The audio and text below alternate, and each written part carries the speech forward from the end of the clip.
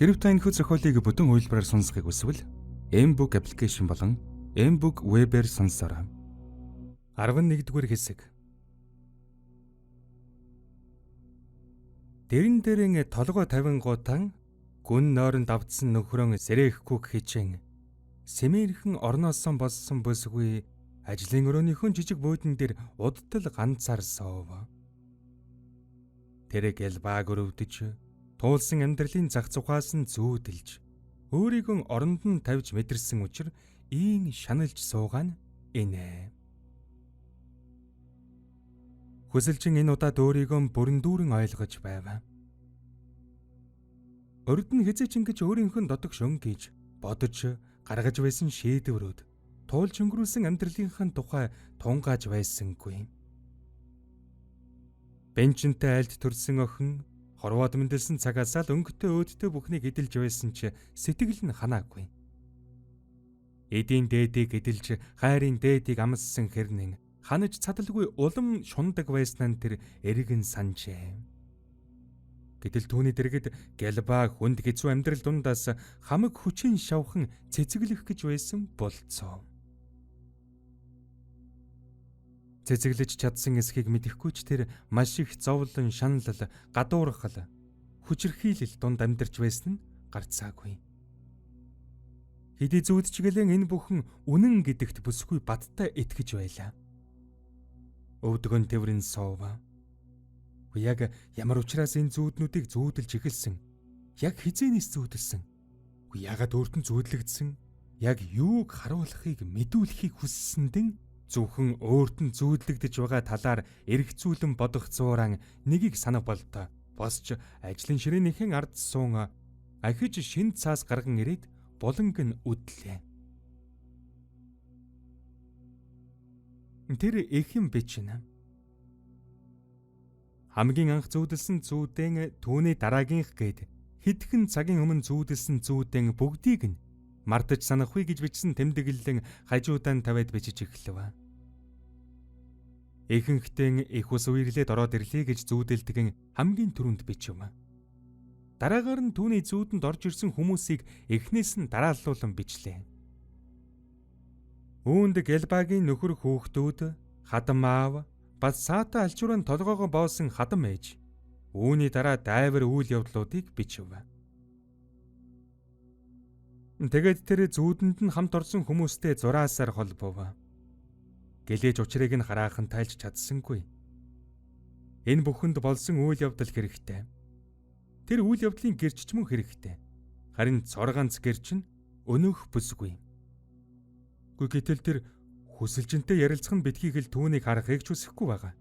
Ингэж бодохоор л арга мухардаж бүх үйл хэрэг нь зогсчих шиг санагдана.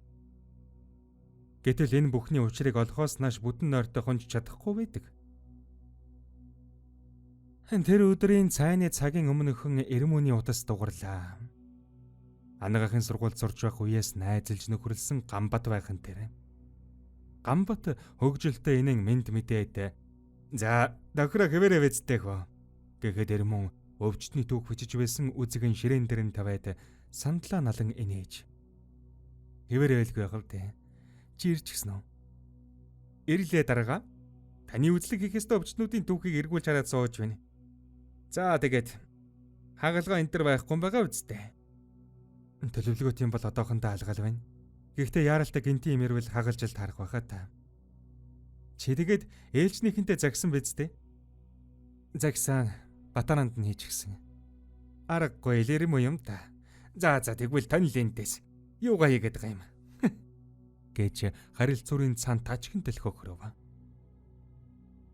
Залууч талархаад удсаан тасаллаа. Хувцсан сольсон эрмөн ажилласаа гүйн гарч машинд нь суугаад хөдлөв.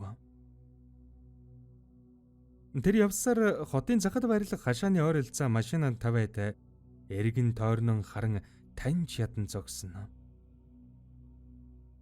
Тэгснэн урагш нэлээн алхаж яваад замд таарсан хүнээс зам асуув. Толгой дохиод цааш гүүхэрэн алгах нь ч тэр ямар нэг чухал зүйлийн төлөө энэ хүртэл ирсэн тодорхой байгаач. Тэр хайснан олжээ. Энэ бол хүсэлжингийн шинэхэн зохиолын гол дүрэг ялбаа гэж бүсгүн амьдардаг хашаа. Тэр бодог нь галзарч салж унах төгсөн төмөр хаалгыг тогшлоо. Хүн гарч ирсэнгүй. Хашааны завсраар гарн зогсож байтал хүсэлжинтэй уулзсан бүсгүй гарч ирж хаалгаан тайлав. Залууд халуун харцаа хийж өгөх зур тэр гэрийг тойруулан харлаа.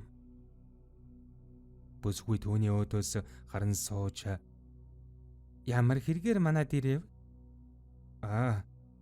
Хорооны шинэ ажилтан байгаамаа. Цагдаагийн байгууллагаас бас амжиргааны төвшин судлаач ажилтнаасаа танаа гэр бүлийн тухай сонсоод судалгаа хийж байгаа юм. Тэгээд тантай уулзахаар ирсэн юм. Үнэн дээр бүсгүй амжиргааны төвшин судлаач гэж ямар ажилтан байдгийг мэдэхгүй. Ирмүн ч мэдэхгүй. Өдөр ирэхээс өмнө шалтгаан бодож амжилгүй сандарсантан ингэж хэлж өгч юм. Юуны түрүүнд бүсгүйд итгэл төрүүлж байж яриулах хэрэгтэй шүү дээ. Бүсгүйч мэдэхгүй хэрнэн толгойд өгөхөд залуугийн сандрал арай багасав. Залуу үргэлжлүүлэн энэ хороонд амжиргааны төвшин доогуур олон хүүхэдтэй ам булыг судалж байгаад манайхаас туслах гэж байгаа юм. Тэгээд танахыг сонголоо л доо. Уг нь тэр сонгогдох айл маань энэ хороонд олон жил амьдарсан.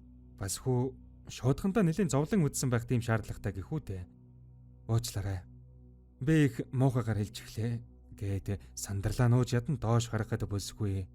Зүгээр. Урд нь манад хүмүүс ингэж туслах гэж ирж байгаагүй л дээ.